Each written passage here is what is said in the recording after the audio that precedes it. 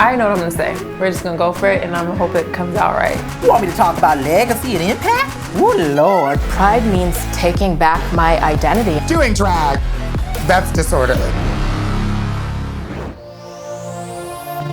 William Dorsey Swan was America's first famous black drag queen who, after being born into slavery, after the Civil War, ended up throwing what we now know as drag balls right in her house as Miss Swan.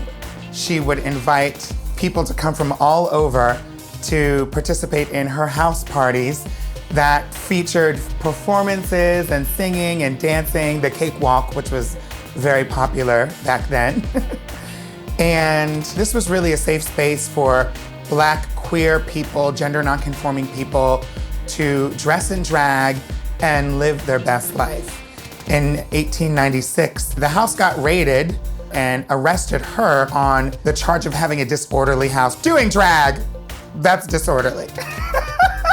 After being arrested, she petitioned President Grover Cleveland to pardon her. And although she was unsuccessful, this is probably the very first fight for LGBT equality and queer rights in America.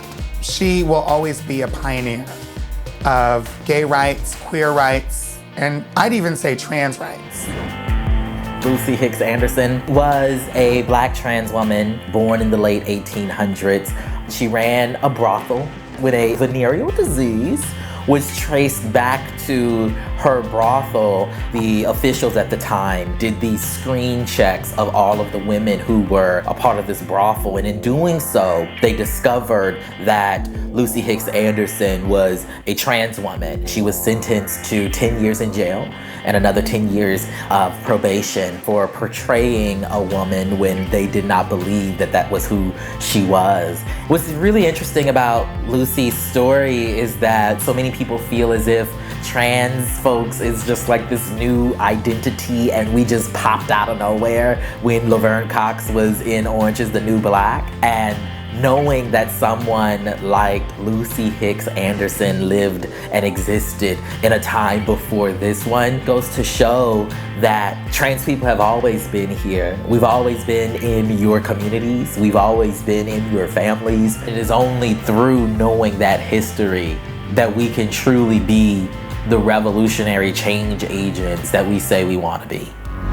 Britney Griner is in the WNBA, a powerful, powerful player, but she's also powerful off the court. She is the first out gender non-conforming WNBA player to sign a contract with Nike. Something that I've always admired about Britney is her willingness and confidence to just be who she is. She lives her life loudly and proudly. That existence is part of the revolution. It's part of the resistance to social norms and to what people tell you you should be, instead of just being who you want to be and being happy. It gives people like me confidence to be able to do that as well. And in the words of Britney Griner, gender is who you go to bed as. And sexuality is who you go to bed with. And it ain't nobody's business but your own.